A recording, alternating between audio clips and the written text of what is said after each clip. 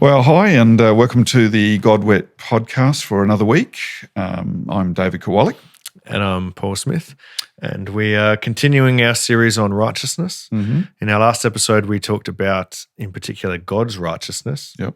And the distinction between righteousness of God and righteousness from God. Yep. With a focus on the righteousness of God. Yep. That God's righteousness is, in the Bible, more often about his right activity than it is about his status of being righteous. Yeah. Of course, he's both. Yeah. He's righteous because he does the right thing. Yeah. And we looked at a verse in 1 John that talks about both man and God's righteousness in the simplest, most basic form. Yep. So I'll read that again. It says from 1 John 3, verse 7, "Dear children, do not let anyone lead you astray. He who does what is right is righteous, just as he," meaning God or Jesus, "is righteous." Yep. Who is someone who is righteous? Someone who does what is right. Someone who does what is right. Yeah.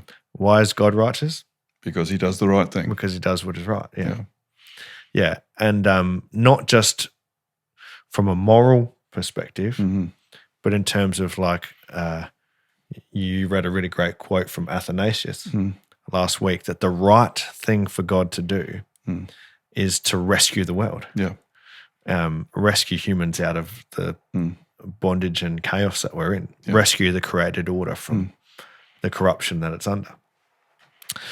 In this episode, we're going to talk more specifically about human righteousness and how that's defined by the Bible. And this verse in 1 John is the simplest. Yeah. Simplest one. Who's righteous? Someone who does what is right. Yeah. Yeah. Even having said that, though, we have to say that this is where confusion can come in, because sometimes we decide what we think is right, and we think if we do these moral things, that will make us right. But rightly understood, the only person who gets to choose what is right is God. Yeah.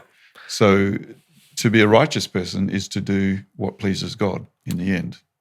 Yeah. Ultimately, to be a righteous person is to do what is right according to God, who makes all the rules. Who makes all the rules. He's the one that sets the standards. Yeah.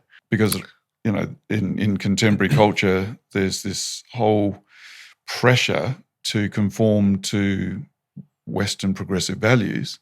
And I've actually been told that I'm an evil person because I don't bow the knee to Western progressive values. Yeah. And, at the end of the day, I think, I'm just going to go with what I think God says. Yeah. If Jesus and the Bible are anything to go by, rather than just what is the popular concept of what is right as far as our culture is concerned. And that's true in any culture in the world.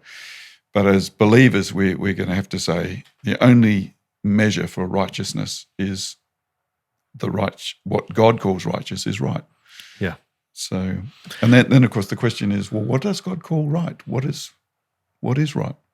Yeah, well, there is a meta or an umbrella concept of the rightest right, Yep. which we'll get to, and that's what God uses for his justification, which we'll also get to explaining. But another example in Scripture, just a clear example of generally a righteous person, Ezekiel 18. Do you want to read that? Sure. So we go to Ezekiel 18, and we're going to start at verse 5, and it says, "Suppose there is a righteous man." Suppose that. "Suppose there is a righteous man who does what is just and right. He who does not eat at the mountain shrines or look at the idols of Israel. He does not defile his neighbor's wife or have sexual relations with a woman during her period. He does not oppress anyone, but returns what he took in pledge for a loan. He does not commit robbery, but gives his food to the hungry. He provides clothing for the naked. He does not lend to them at interest or take a profit from them. He withholds his hand from doing wrong and judges fairly between two parties. He follows my decrees and faithfully keeps my laws. That man is righteous. He will surely live, declares the sovereign Lord." That's ending at verse 9. Yeah, so that's a pretty basic kind of list of someone who does what's right. Yeah. And that's God speaking there, saying, if someone behaves like this, they're a righteous person and they'll live. Sure. Now, this is where it gets a little bit interesting, though, because someone could read that list and go, oh, so if I do these things, then I'll be right. Yeah. It doesn't necessarily work out quite like that. I mean, I'm married, been married now for 37 years or something. Crazy. But, I can remember thinking, I'm going to please my wife because if I do these things, then I'll make her happy. And I did those things and I didn't make her happy because I was doing them in order to, get what I want or to just be on her good side. Whereas the old saying goes, happy wife, happy life. And my wife is not happy with happy wife, happy life. She's not happy when I'm trying to make her happy so that I can get what I want. Yeah. It only works when it comes spontaneously and when I'm doing it really to please her and not to please myself. Yeah. So it's subtle, but anyone who's married has suffered this. So, and I think something very similar applies to our relationship with God. Just keeping the minutiae of the law and thinking, if I do these things, then God will bless me, which is actually the sin of Cain. That's exactly what Cain was doing. Whereas the righteousness of Abel was he wasn't offering a sacrifice to get something. He was offering it actually out of a response of gratitude. Completely different thing. Yeah. And what you're describing there is what we would say is righteousness by faith. Yeah. Which we'll get onto. That's a whole big which thing. We'll get onto later, but that's a bit of a clue there. But what we're doing first is just establishing, first of all, what a general concept of a righteous person is. It's not someone who's morally perfect, but it is someone who generally does the right thing. Yeah. Because that's what we have as righteousness of a person first, before we get into the New Testament, where there's, where in particular in Paul's letters, Romans and Galatians specifically, there's this thing of like righteousness not by works but by faith, justification by faith, not by works. That comes later, but that's built off of, first of all, an understanding of generally who's a righteous person, someone who does what is right, which is what we're pointing out here. And even so, we've gone to the New Testament and Old Testament that both say that in general, a righteous person is someone who does what is right. Yeah. God is righteous because he does what is right. A righteous person does what is right. Not all the time for people. Yeah. I mean, all the time for God, not all the time for people. And this is where the confusion comes in again, because people tend to think that righteousness equals moral perfection. And to be righteous, you have to do what is right 100% of the time. That's not the picture we get in the Bible. No. Now, sometimes faith can be expressed not necessarily because you always do the right thing, but because you respond in the right way. Yeah, but we're not onto faith yet. Yeah, I know, but you feel like you've got to get there. Yeah, okay. It's such an interesting subject, but it is. It really is. Yeah, but I think what we have to say, if the righteousness of God is expressed in him going after the fallen creation, right? There's a kind of a way in which the righteousness of a human being can respond to the righteousness of God. It's right for God to save creation, and it's right for human beings to let themselves be saved, which is, I know that's bringing us onto the faith thing again, but it's not just doing moral things or just keeping, some kind of a list. Even though that is an expression of what is right, the first right thing to do is to respond to God. Yeah. So the beginning of the right action for a human being is always responding to God. Yeah, well, we're going to get into this in more detail a bit later, probably another episode. Yeah. But the very first thing that's mentioned in the passage you read from Ezekiel is someone who doesn't worship idols. That's right. And that's actually the number one. I mean, it's the first of the 10 Commandments. Yeah, in fact, I like the way the Ten Commandments starts with, I am the Lord your God who brought you up out of Israel or delivered you from Israel. And then it's almost like therefore. The word therefore is not there, but you could drop the therefore in there. This is who God is. He's a righteous God. He comes and saves you. He keeps his promise to Abraham by saving you from Egypt. So how should you respond? Don't worship idols. Yep. Don't, God is the true God. Don't worship false gods. Don't worship the other gods. Worship the God who saved you. Yeah. And so when we get, because you brought it up, we'll talk about it a little bit. Sure. But we're going to unpack it Yeah. a bit more later. When we get to this dichotomy between faith and works, what I believe we'll actually see is that, or faith and the law, is that more specifically, it's the law as an idol. Yeah.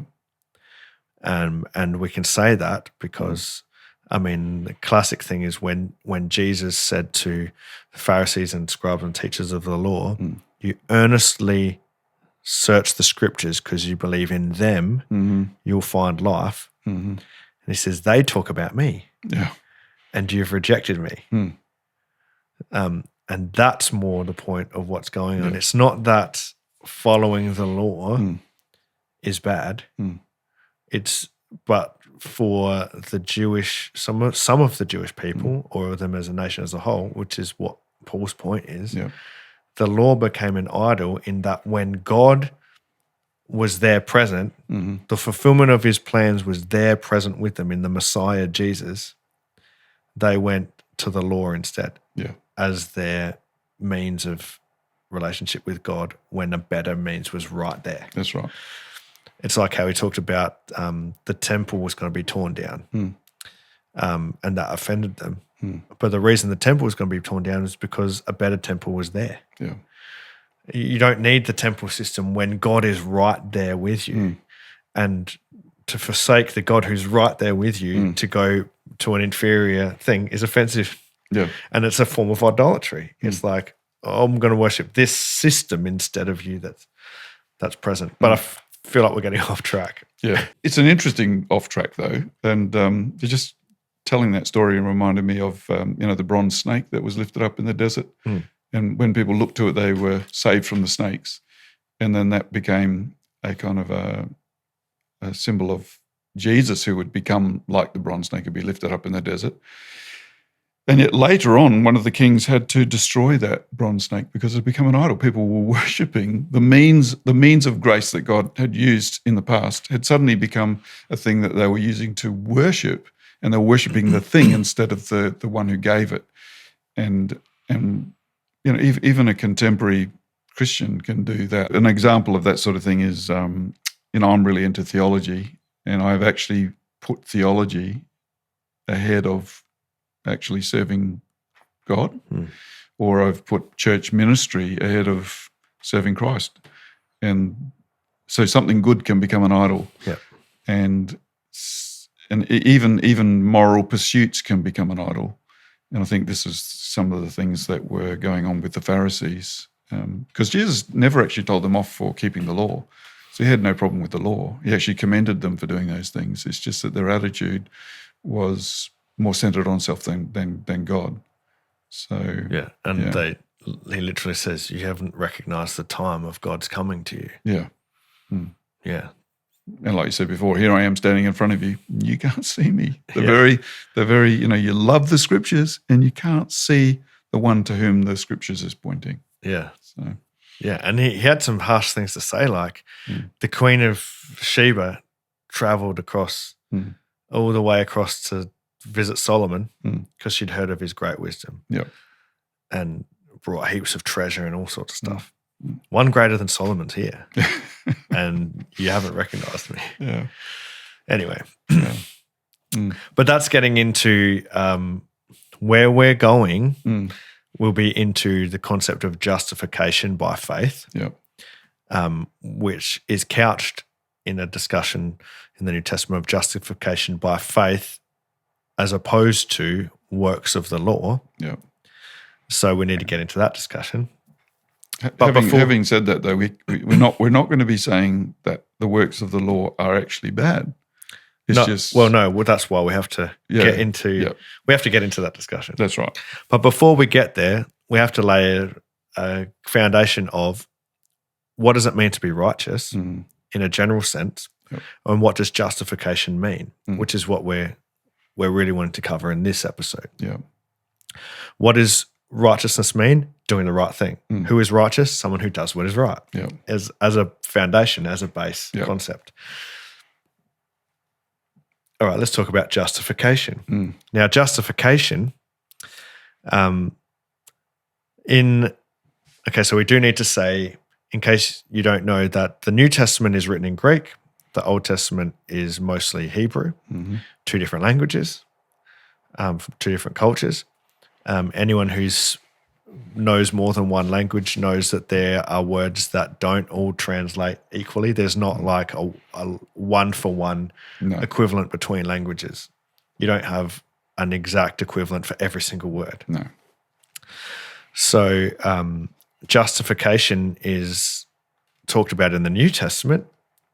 It's particularly, we'll be discussing it in Paul's writings, particularly Romans and Galatians. Justification by faith as the concept, right? Which is in Greek. And in Greek, the same word is translated just and right, or justice and righteousness are the same word in Greek. In Hebrew, they're not the same word. They're closely linked. In fact, the Bible Project have a really good series on a discussion on righteousness and justice. And they talk about how it's mostly a verb, but that they go together. They're like linked terms often in the Old Testament. In Greek, though, it's the one word. Yeah. So justification literally means righteousification. Righteousification. Because just and right, just and righteous are the same word. Yeah. So dictionaries are going to get bigger because of you. You know that, don't you? Because I'm just making up words. But it's a good word. But that's how we need to understand justification. It's righteousification, meaning the declaration that someone is right, righteous or right. Now, to get a good understanding of how that's used in the Bible, so there's a translation called the Septuagint, which is often referred to as the LXX, which is 70 in 70 scholars who put it together. Roman numerals. And it was a translation that was what's from a couple of hundred years BC, but it was in wide circulation in the Greco-Roman Empire, the first century. A lot of New Testament authors, when they quote the Old Testament, they quote the Septuagint version of the Old Testament because they're writing in Greek. So if we look at what some occurrences of justify or justification in the Septuagint, then we can get an understanding of what justification meant for New Testament writers like Paul. With a Hebrew understanding. And one really great example is from Deuteronomy chapter 25. Deuteronomy 25 verse 1 says, and I'm going to read first from the NIV, which I've got here. When men have a dispute, they are to take it to court and the judges will decide the case. And the NIV says, acquitting the innocent and condemning the guilty. The Septuagint says, when men have a dispute, they take it to court and the judge will decide the case, justifying the righteous and condemning the wicked. And what that's painting a picture of, one of the problems with some modern understandings of justification is they go to this law court picture, but they anachronistically, meaning taking something modern and importing it into an old understanding, talk about a modern law court, and particularly like an American-style law court with prosecution, and it comes to mind like a murder trial. Someone's on trial for murder, for example, and there's a prosecution and there's witnesses and the jury of peers. And so they say justification is, like it says in the NIV, acquitting the innocent, or not necessarily the innocent, but an acquittal, say a declaration that you're not guilty. This kind of law court of the sort that happened here is more like Judge Judy. Yeah. Not everyone will necessarily know Judge Judy, but it's an unofficial court. It's some of the most quality TV viewing. Yeah, that's right. You'll ever have. Well, it lasted for ages. So. I think it's still going, isn't it? Yeah, I'm not sure. I think she may have just recently retired. The famous story of Solomon deciding the case of the babies, right? Yeah. Two women disputing, this baby's mine, no, it's mine. And he's like, well, cut it in half and give half to each. Solomon was the judge, and there was two people in front of him who had a dispute, and he decided between the two. That's how an ancient law court worked. You had a judge and you had two people, and there might be witnesses coming in giving testimony. Yeah, it might not even be a court. Apparently you take it to the elders at the gate. In just about every village or town, the elders of the city or whatever would sit at the gate, and people would go to the gate, and they'd have to wait in a queue sometimes to, just like Judge Judy, get their case heard.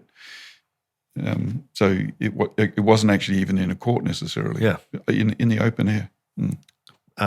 Just done, but it's a judgment that's made. That's right. Between two parties. Yep. And Deuteronomy 25:1 in the Septuagint, the Greek version of the Old Testament, says, when you've got two people in front of you and they've got a dispute, and you decide who's right, and it says justify the righteous, meaning righteousify, declare righteous the one who's in the right in that situation. Okay. It's an assessment or a judgment being made. Oh, you're in the right in this situation, and you're in the wrong. Yep. That's what's going on, and justification means that. Yep. When you point to someone and say you're in the right. You're doing the right thing. You've done the right thing. You're in the right standing in this situation. Yep. That's justification. Yep. Some people take it way too far into acquittal, and trying to say justification is saying someone is innocent of a crime. Or as I've heard some people say that justification means just as if I'd never sinned. I think that's missing the point. No. Because that's not really what's going on there. No, that's not. It's in its real basic sense, is saying you're in the right in this situation. And so another good example, which is not in a legal setting, but it's the same concept of judging between people and making an assessment, is in Genesis 38. A happy little story, as I remember it. Let's not talk about the story. Because we don't want to open up a massive can of worms. Yeah, we're not. I've never taught this one in children's church. I can tell you that. If you want to read the story for yourself, well, it will definitely help you to understand that justification is not about someone being morally perfect. That's for sure. Yeah, that's right. So, go on and read the story of Judah and Tamar in Genesis 38. And you'll definitely not come away with the conclusion that a righteous person is morally perfect. No. If you didn't work that out already, I think we already mentioned in our first episode that Rahab, the prostitute, was considered righteous. That's right. So anyway, without getting into the story, the stuff that happens between Judah and Tamar, and here's very unseemly stuff happens between Judah and Tamar. Yeah, but it makes more sense in an ancient cultural context. Yep. We can't judge it by modern standards. No. It needs to be understood in its own context. Yep. In verse 26, Judah recognized them. Don't worry about what recognized them. Read the story and you'll know what he's referring to. That's not the point. And said, she is more righteous than I. Yeah.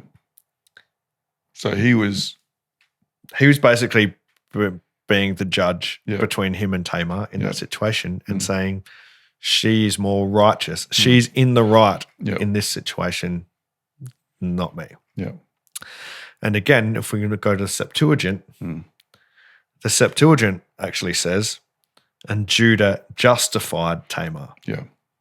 So the NLV says, or modern translations would say, he says she's righteous.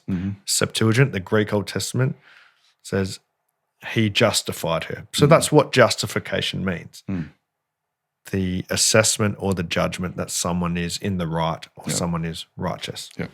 And it can be in a kind of legal or semi-legal setting, or it can be, I mean, as a parent, I do that with my kids on multiple times a day. They come to me, Dad, so-and-so did this. No, I didn't. I did that. And you have to kind of work it out. And then you make a judgment and say, you're in the wrong in this situation and you're in the right. Or more often it's like, you're both wrong. Go to your right. No.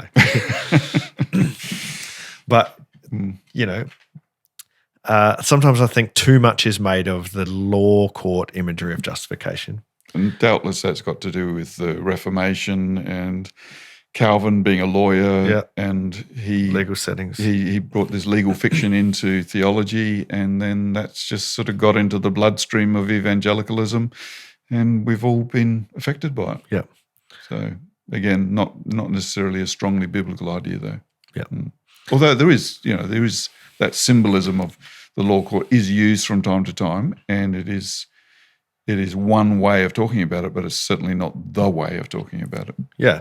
And it's really basic. Justification is just a technical sounding word that means to say that someone is right. Yeah. In the right.